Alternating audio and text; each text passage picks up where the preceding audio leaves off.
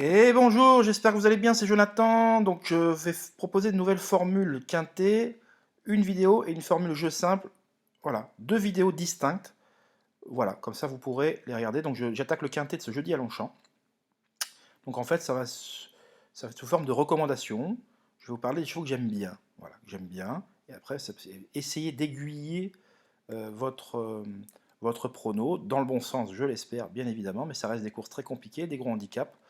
Donc, où le principe, je le rappelle, est un principe d'équité. C'est-à-dire que le cheval le meilleur doit porter beaucoup plus de poids, le top weight, que le cheval le moins bon, qui s'appelle le bottom weight. Voilà. Ça, c'est la théorie. Mais entre la théorie et la pratique, on s'aperçoit qu'il y a quand même un monde d'écart et que surtout, l'inspiration du jockey, l'aptitude à un parcours, à un tracé, eh ben, fait souvent la différence. Et bien évidemment, une dose de chance, puisqu'il faut un bon déroulé en course, notamment pour les attentistes. Et donc voilà, il n'y a pas une réunion qui se ressemble, pas une même course référence qui se dispute de la même façon, ce qui rend à la fois cette course, ce genre de course très compliquée, mais à la fois très passionnante. Voilà. Donc, quid des forces en présence de ce jeudi? J'aime beaucoup Royal Check. Royal Check, qui avait été une note terrible, je dis bien terrible, le 6 juin dernier sur le tracé voisin des 1300 mètres de Longchamp. Là, je rappelle que ce jeudi, c'est 1400 mètres. C'est le tracé dit du toboggan. Voilà. Qu'on a longtemps appelé comme ça, avec sa fausse ligne droite, la ligne d'arrivée. Et donc, Royal Check est indifférent à l'état du terrain, a joué de malchance à plusieurs reprises les dernières fois. Alors, l'entraînement de Michael Desangles, c'est pas l'entraînement que je préfère, dois-je vous l'avouer. Voilà, bon, un entraînement plutôt décevant dans cette catégorie les derniers temps, notamment Circeo, notamment la Templière, notamment vous avez vu Marzouk aussi. Bon, voilà, c'est pas une tôle que j'aime bien spécialement jouer. Maintenant, je lui reconnais une toute première chance au papier et là, je sens bien le coup. Là, je pense, je dis, quand on regarde la course du 6 juin, on a envie d'aller au guichet pour cette fois-ci. Voilà, tout simplement.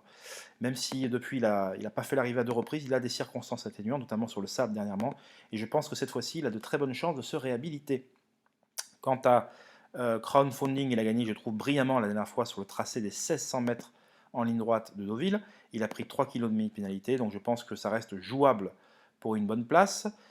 Kimi Orenda, bah, ceux qui sont abonnés chez moi, donc je vous invite à écouter l'interview.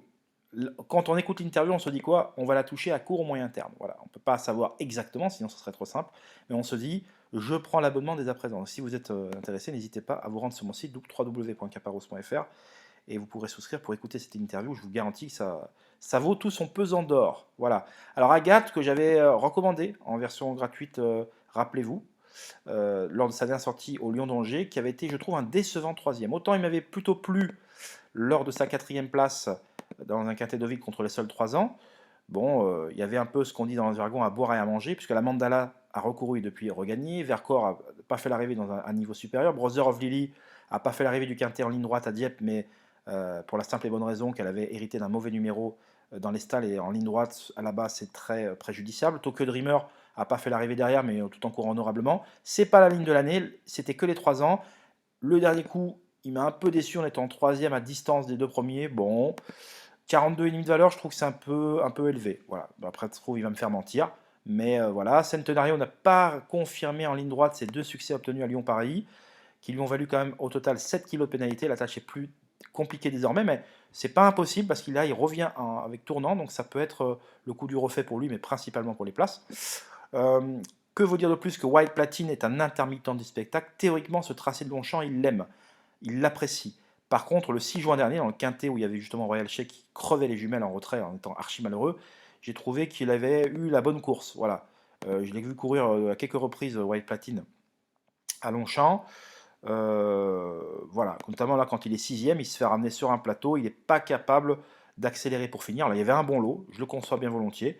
Voilà, mais bon, tôt ou tard, les élèves de Corinne Baron-Barbe reviendront en forme, donc je lui souhaite que ça soit pour ce coup-ci. Euh, voilà, mais sinon, Lucky Wine a gagné la deuxième épreuve du quintet du 3 août brillamment. Et Maxime, alors j'ai une info, il faut savoir que Maxime Guillon, qui pouvait monter Kimi Orenda, c'est pas un choix de sa part, c'est un choix de ses agents. Voilà, sachez-le.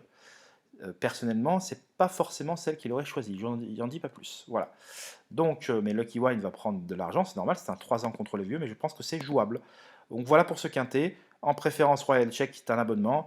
Kimi Orenda, qui est très amusant à intégrer dans vos jeux. Crowdfunding, dont on attend une confirmation eu égard à sa récente victoire. Mais ça reste des courses très compliquées. Surtout, un dernier mot sur l'Iwa Oasis, qui a la dernière fois battu Empathique, le pensionnat Fabrice Chappet, qui est une valeur 40, hein. Sa valeur n'a pas été mise à jour sur OneX2, une valeur 40, donc elle est en 38 de valeur, donc c'est jouable, vu l'écart au poids, c'est jouable pour un premier pas dans cette catégorie. Voilà, on se retrouve pour la vidéo, cette fois-ci, de cheval du jour. Je vous embrasse, à bientôt, bye bye.